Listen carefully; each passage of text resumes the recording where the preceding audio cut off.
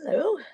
Uh, I'm Janet Fitch, and it is noon on Wednesday Pacific, 3 p.m. Eastern. And so it is Writing Wednesday, where I answer your writing questions, your craft questions, all the different aspects of creating believable fiction and interesting fiction and memorable fiction. And I'll also answer psychological questions, questions about the writer's life, existential questions, even business questions if you have them. So please, if you have questions for me today, hi Amy. If you have questions for me today, put them in the chat. If you have questions for me between Writing Wednesdays, send them to me at my website, janetfitchwrites.com, and I will be happy to make a Writing Wednesday around your question. Because if you have the question, I can guarantee you there's lots of other people who have the same question. Hi, Laura. Hi, Marie. Good. Thank you. She says I updated my handle just for this. Yeah, that I have people, this is Lint. It's like it's hard to talk to you when you're Lint. Oh, good to see you. Um, so I had a question that came up with another writer um, about basing characters on people you know. Now, I don't know about you, but I do it all the time. I don't make people from whole cloth. I use my experience and people I know and kind of graft them onto each other. There's elements of certain people that I find fascinating and iconic, and so I work out of myself and who I am, and um, kind of divide up myself psychologically among my characters. It's something that I'd say I'm the one, first and foremost, the real person that my characters are based on. I think characters are often like people in a dream. Uh, that everybody in a dream is you.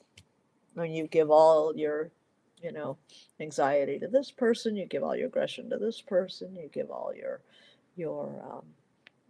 grace and uh, flirtatiousness to this character, and then you set them in motion against each other and see what happens. That's why how dreams work.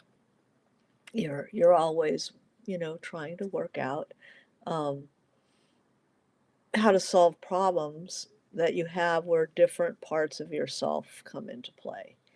So I'm very much in belief that all the characters are aspects of yourself. Hi, Jennifer. Nice to see you. Um, so, but the question is about using real people, and not being memoirists helps because you can disguise them, which I recommend one does if you're using especially one person as a model. You try to get away from them as much as you can. How would you disguise, anybody you're trying to slip under the radar? Um, you change their hair, you change their sex, change their age, you change their profession. You can change the socioeconomics if you can. Um, set them in a different place in town. Um, find ways to crowbar some space in between where uh, where you actually found them, and because they're going to become fictional works, and it's very important to also you want that deniability, even if it's largely one person. It's going to be an amalgam.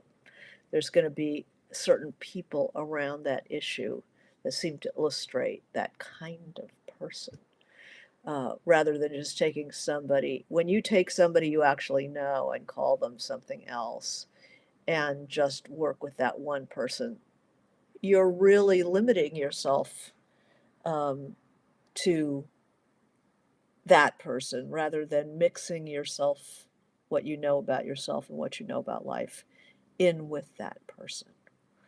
Um, if I have a father in there, and I want a certain kind of father, and I might borrow my father, things about my father. But the character is never going to be completely drawn from life, um, because you're going to be trying to express things with that character. And so they're going to have to do things that that character wouldn't do. So they're starting to be altered. And if you can alter their appearance a bit, if somebody was short, make them tall. If somebody was incredibly handsome, you know, play that in a different way. I had a character, the boyfriend, the mother's boyfriend in White Oleander, who was based on somebody I knew, but also with an admixture of other people I knew and details that I just observed in other people that I liked, and I gave to him. But one of the major um, real life people that I based that character on, Ingrid's boyfriend, um, was an incredibly handsome guy, and it to me there was more of a point in making him less attractive because it served the story. What serves the story better? If you have somebody breaking their rules to be with some guy and then they dump her, right? It was a love revenge story to begin with, White Oleander. Um, I thought, wow, what if you have somebody who is not that attractive and you break all your rules for that guy? I mean, you can fall in love with a toad. I mean, it's Midsummer Night's Dream, right? You fall in love with the donkey. Um, it happens all the time. And then to have broken your rules for that person is even worse, right? It's like I broke my rules for the Frog King. Jeez. Um, it would make her more. Uh, it would make her more dangerous. Uh, if I want to have somebody who is, say, a very kind person, you can't make somebody like a marzipan prince or princess, fairy godmother. They have to have their downsides. So if I want, say, this really, sweet dad, sweet people have a downside. And even if the person in your mind didn't really have that much of a downside, they do. They have somebody who's really sweet doesn't always isn't always able to stand up because they're just too sweet. They get pushed around a lot. Um, and so even if your real life character didn't get pushed around a lot, there's you can use them as a model, but then you have to respond to the needs of the story as well.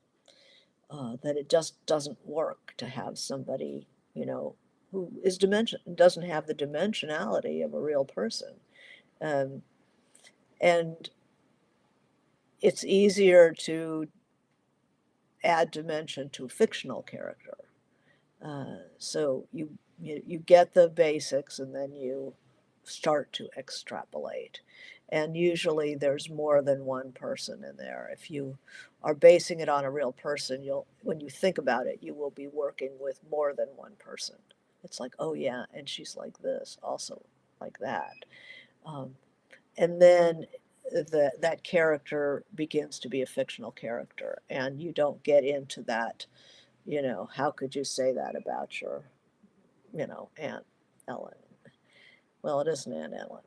Um, if any of my cousins are around, I didn't write about Aunt Ellen.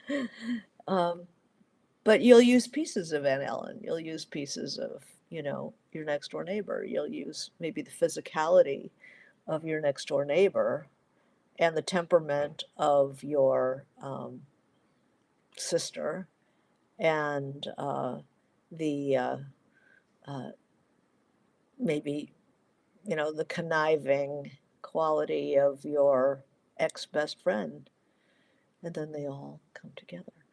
Um, there's a real worry. I know people have a real worry about using real people in their work. Um, Usually, it's the memoirist problem. What is Susie going to say about this when she sees herself? But I'll tell you, most people don't see themselves in your work. There was one, I don't remember who it was, an old comedian, I think it might have been Miss Milton Berle, that there was a whole play um, where somebody, had been just a huge, huge asshole. And it was absolutely based on, I think it was Milton Berle, where everything was very clear who it was. And and then the playwright found out that Milton Berle was in the audience, was terrified. And so he comes backstage and congratulates the playwright and says, "Oh, I know so many people like that." So often people don't recognize themselves in your work anyway, you know. Um, and then some people think they find themselves everywhere, their family members, how could you write about me and it wasn't about them? So there's no heading this one off, but always remember to fictionalize, because not just because it's deniability that you won't be accused of writing about, cousin Sam, but it's also to give yourself room to be more um, be more accurate as far as a grounded character. You can be more accurate because you can add things that weren't there with the original person. You can make a real 3D person in a way that you can only do in fiction. In real life, um, you only see certain facets of people. You don't, you don't see them the way you see a fictional character. You can't see them in the round the way you can a fictional character, um, which is why reading is really interesting. Especially, you learn more about your world and the people that you're interacting with. So, is anybody having problems with this, making real people into characters? Uh, any concerns about that? I know that sometimes people do. In any group, there's going to be a couple of people who really are nervous about it, and rightly so. I mean, you're challenging yourself then to make some magic. Jennifer says, "I'd love to hear your thoughts on fictionalizing a real historical person." Good question. Thank you. Um, I think that when fictionalizing real historical characters, um, it depends on how close they are into the story. Um, when I wrote the Russian novels, I had fictional versions of my characters and had them real people in scenes that I had no way of knowing actually what went down in that scene, and my character wasn't even there in real life. But I read enough about them and their circle and the time that I'm using that character to stand for something. And when I have their scenes, it's not to reenact history. It's to develop something for a fictional world. Um, I'm thinking particularly of Maxim Gorky, who is in the second book of Chimes of Lost Cathedral, and was a central character in post-revolutionary St. Petersburg, Petrograd, in the years of the Civil War, and just a devastating time in the city. And it was really his doing that the intelligentsia of Russia uh, survived. He kept them in work. He founded this publishing house to translate world literature into Russian, and hired a lot of the intelligentsia so that they would have documentation and ration cards and they could eat. And he founded a sort of big dormitory and art space called the House of Arts, where a lot of those people lived, and they could get food, they could get a ration card, they could teach. Where they were former people, they were people who weren't able to participate in Soviet society. They were outcast, um, and I tried to convey. I read his work, especially certain works by him. I read books about his that time. Everybody talked about Gorky. Gorky was the one you went to if you were in danger of being arrested, or you were starving, or you needed a job, or I mean, he was the one like protecting them all. Um, so I decided to use him, and I used Emma Goldman, the famous anarchist. I used you know, I used a lot of poets had speaking parts, Mayakovsky and Akhmatova, and uh, it was people might criticize it, but it's important to know what their issues were, what their physical presence was. So it's like all that work we do in the notebooks of describing people. Um, reading diaries of other people describing that person. So contemporary diaries of contemporary commentary on how those people came across, how they felt, what people thought about them. Um, and they all had salient characteristics. Gorky had like a brush cut, one of those hairdos without a part. He had kind of coarse, sticky out of hair. He was a heavy smoker. He was very tall, but he kind of bent over to be eye to eye with people. So you're using all that. He had a secretary who was uh, questionable, a person of questionable background. Like, was she a spy? Mora Budberg. So I would have Mora in scenes. I knew what she looked like. I knew how she came across to other people. I knew how protective she was to Gorky. I knew how flirtatious she was. Um, so it's blending what you need from them with who they were by documentary evidence, and then finding their voice, how they would speak, and what do you want from them? Imagine a historical figure looking at you and going, "What do you want from me? Why am I in this?" Well, you were the center of everything, and my character would come to you as well, just like everybody else did. And you were very kind, and you liked young people. Um, and your people ate at your table and they exchanged the ideas of the day. So it was a really good place to have people of questionable, diverse points of view. At a time, it was dangerous to express a lot of points of view. I mean, to have Emma Goldman at his table, um, he would be trying to like get her to calm down, and she wasn't somebody who would calm down. I'd read her books too, so I knew what her issues were, and then I could bring them together and let them at each other. um, uh, so I say do it. um, do your research, make sure that it's recognizably the right person, that a historian reading it would not say, "Oh, Gorky would never say that."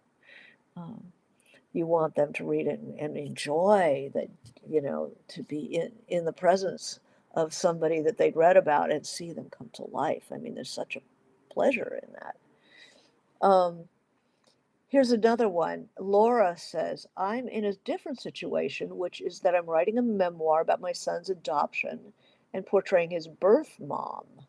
If she were to read the book, she would, of course, know it's her. Yeah, memoirists have a completely different problem because they're not fictionalizing it. They're not writing fictional characters. They're representing uh, what happened to the best of their ability. And when you always think, what do I want from this person? Why is she in this? How maybe what did your son want from her? And then try to imagine what she was feeling as best you can. And so portray her if you can portray her in a way that is understanding and aware of how it must have been for her, um, you will deflect a lot of the criticism. Um,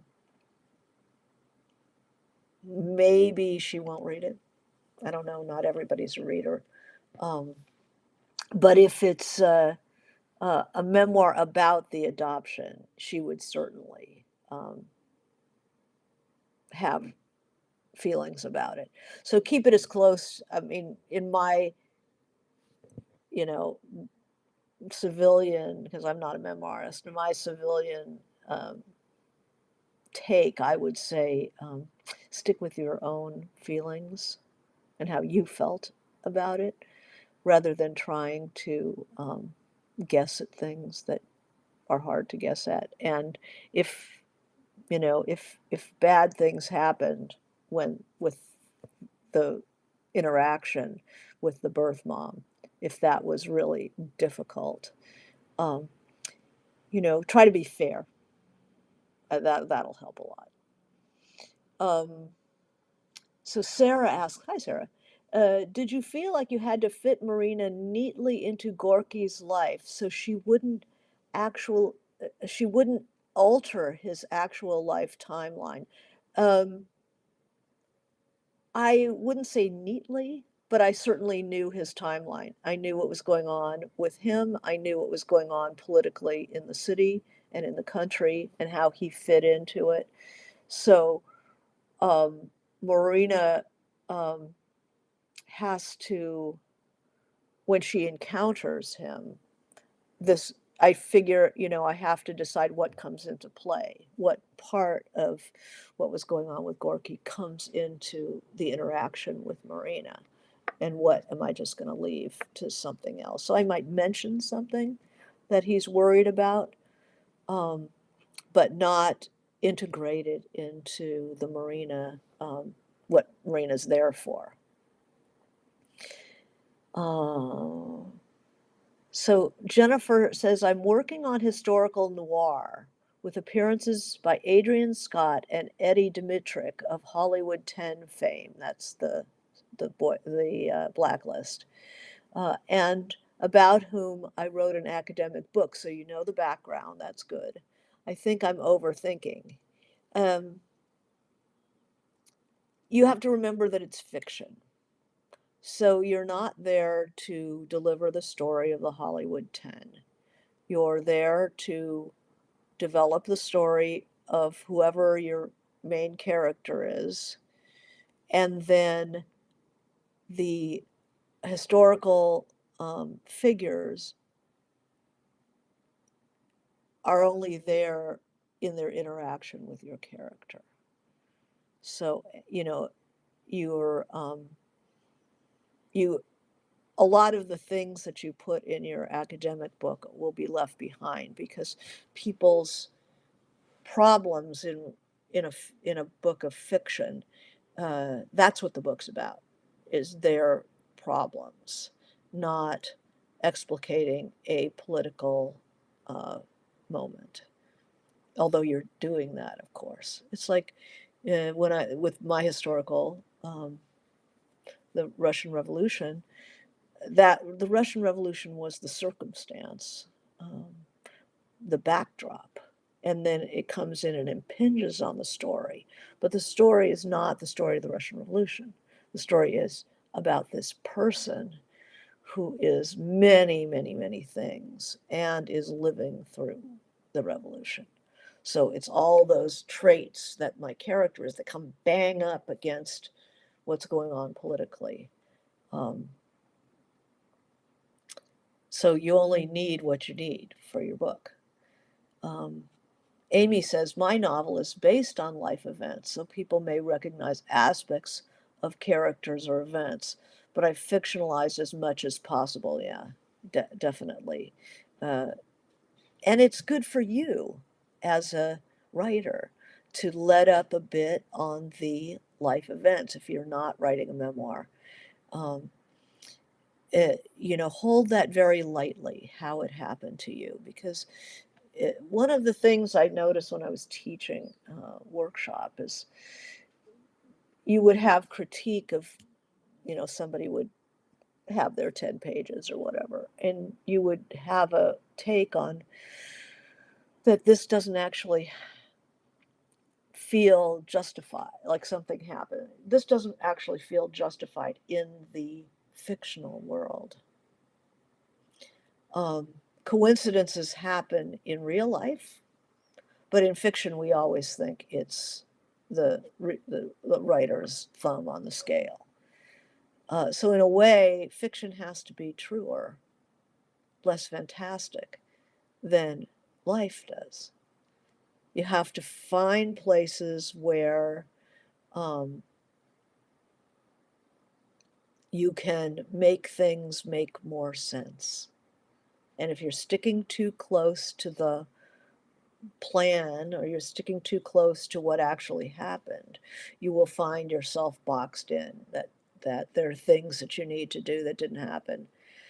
And how does that fit in? Or I have to, it's like somebody who tells you a story, an unpracticed storyteller, like a front porch storyteller. They have to tell you every little thing that happened that leads up to the event and then afterwards.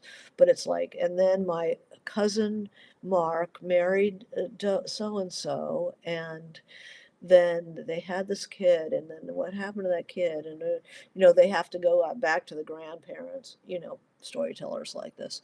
Um, and that's not how we do it in fiction. We break it apart. You don't have to tell about the grandparents and the parents and the move and the, bankruptcy and the ducks and the dog and to get to the part of the story where your story is. Um, so whenever you're writing about life, really try to get away from this is how it happened. I know in the story I'm writing now, um, there are certain aspects that have something to do with my family, but it's so superficially so far removed that nobody involved would recognize any of it. Um, and it gives me room to have things happen that didn't happen, that link up to the rest of the story. Um, you need to give yourself that freedom. Um, so Jennifer says, I'm going to post this above my computer. The Hollywood blacklist is the circumstance, focus on the story. Yeah, the characters, the interaction between the drama, the story is the interaction between characters. And everything else is landscape, is the background. Um, Amy says it took years to get enough distance from what happened to fictionalize it. Yeah. Yeah. I had I tried to write a family story many years ago. And it just, it came to nothing because I couldn't imagine breaking the and then. I couldn't imagine how to break that apart. I had to set it aside. Um, Sarah says, similar to Amy here, but mine is historical, and I'm fictionalizing character names in order to be able to take more liberty with them. Yeah, that's nice. Uh, Author note will do a lot of heavy lifting, I fear. Yeah, that's the disclaimer, all things, uh, all characters of fiction. Yeah. Changing the names, changing physical detail, um, changing somebody's profession from, maybe they were insurance adjuster and you make them a ice skating instructor, nobody's going to recognize that. But it's also, um,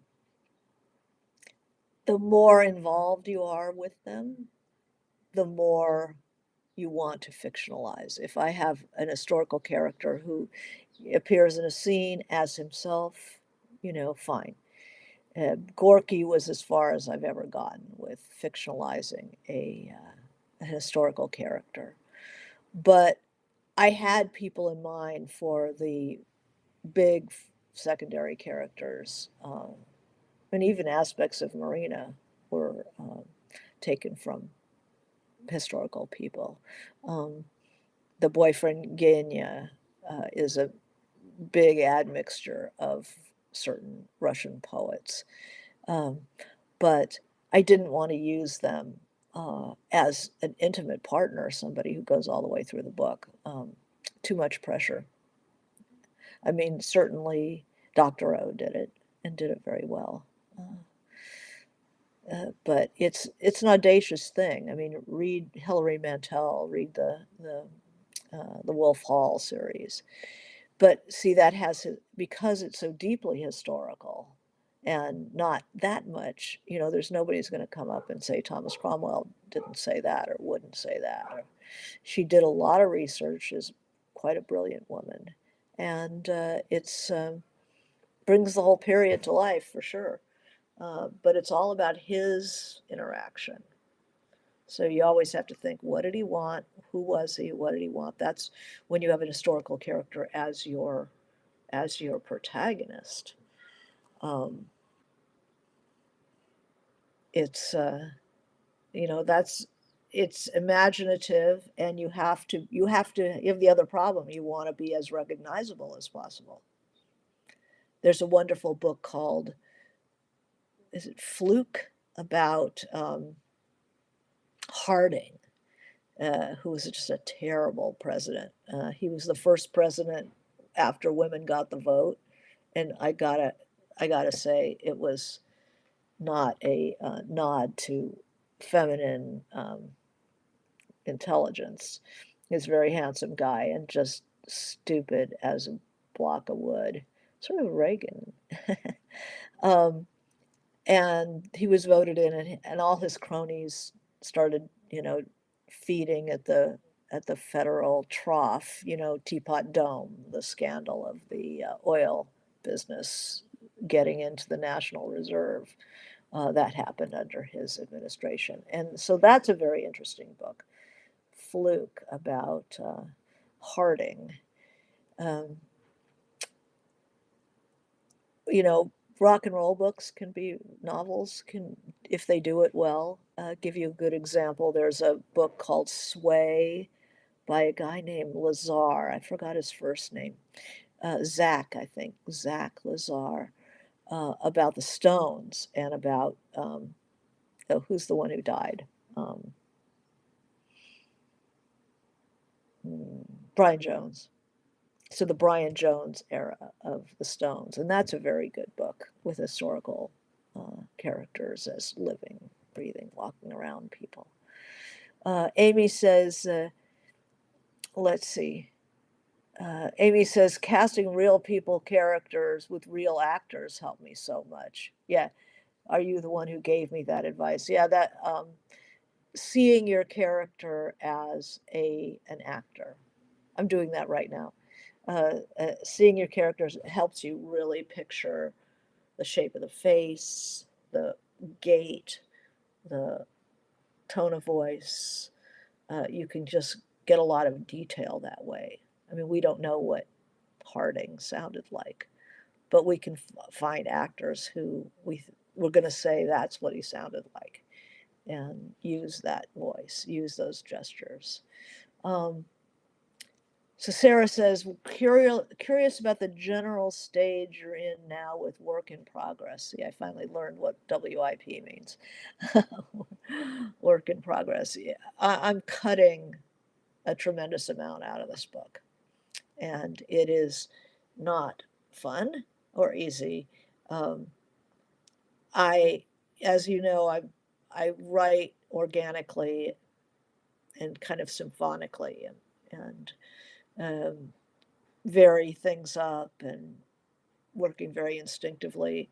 And then what happened was, of course, that I merged the whole thing.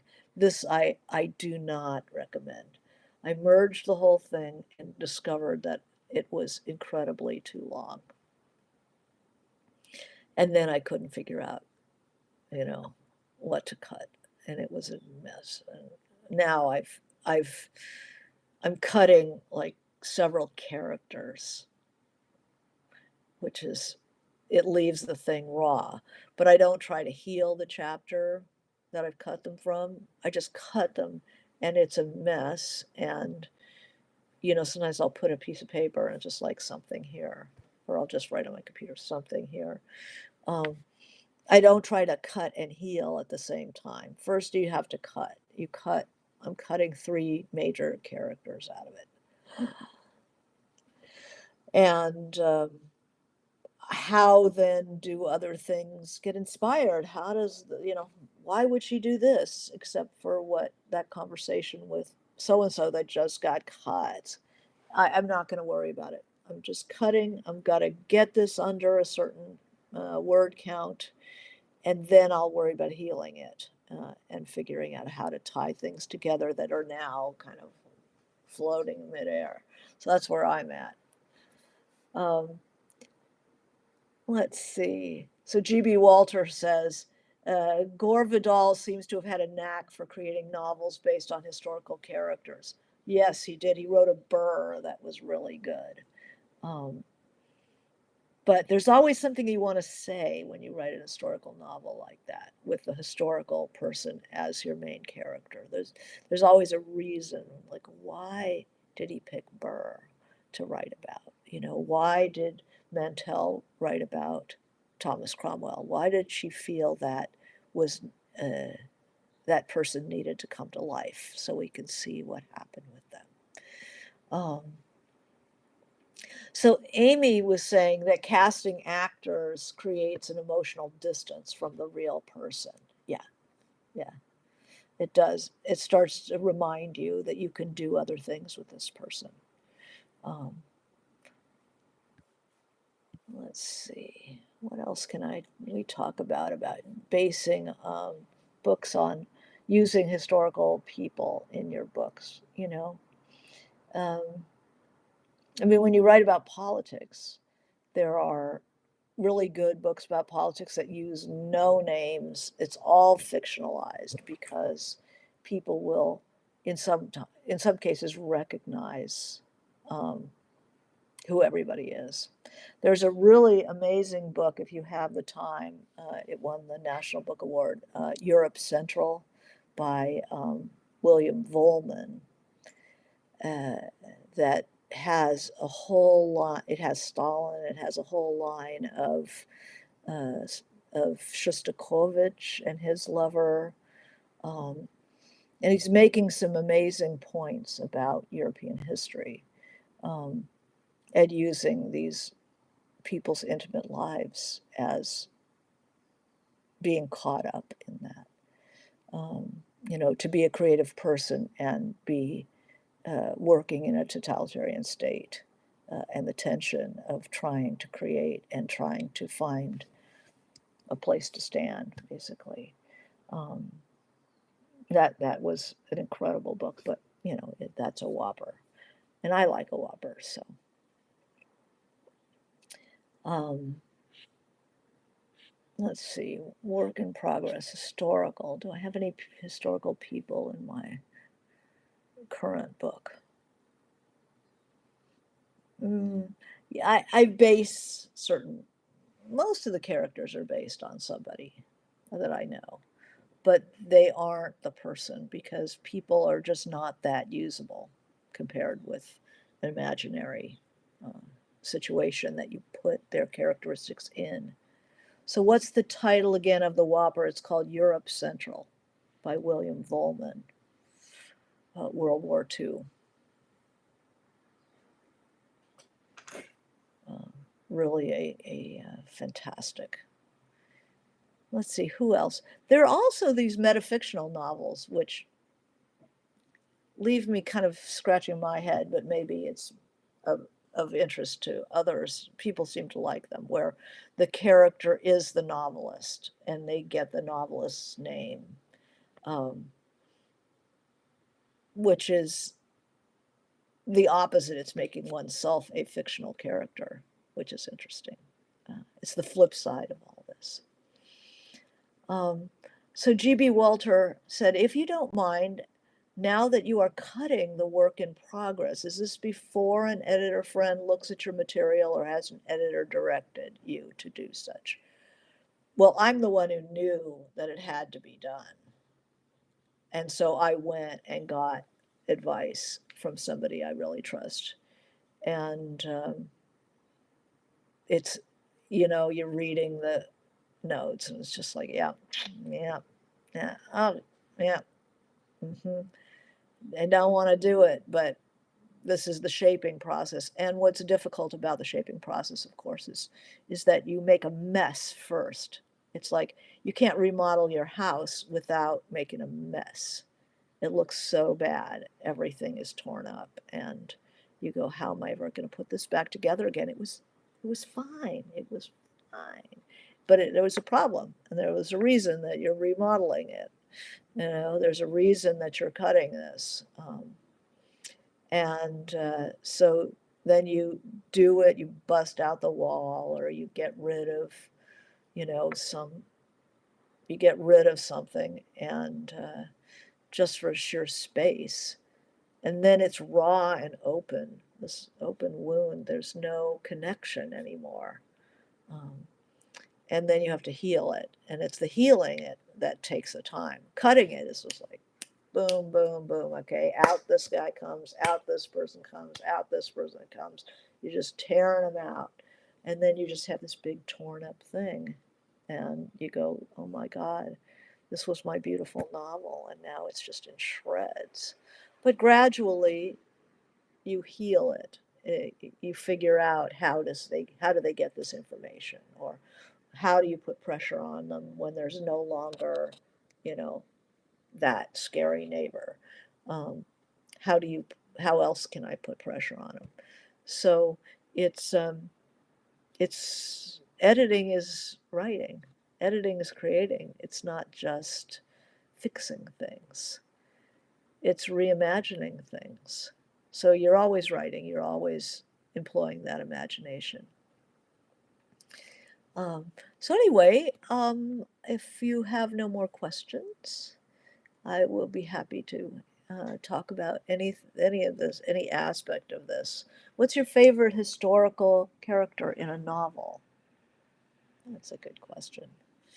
What's mine?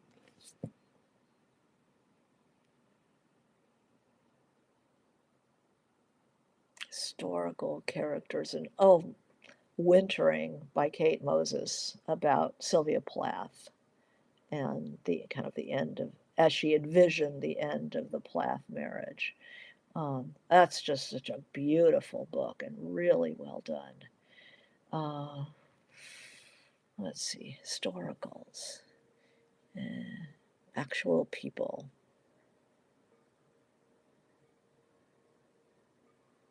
Hmm.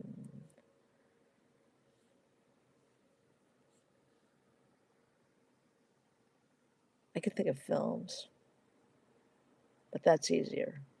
Bright Star, the film about Keats and Fanny Braun. That was a really nice one.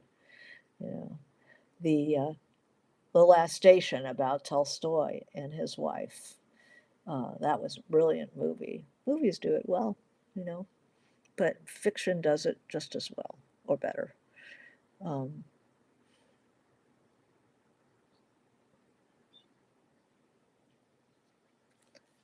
Anybody?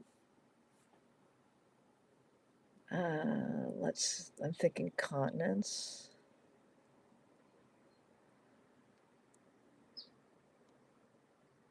There's so many good ones. Anyway, I recommend always, keeping your notebooks, keeping descriptions of people and their faces and their voices, their uh, ragtime, Doctor O. I mean, that's like the ultimate uh, living historical figures as characters. So I wish you good reading, good writing, and fictionalizing fictionalizing our real people is that's the name of the game. All righty, well, take it easy, and we'll see you next week.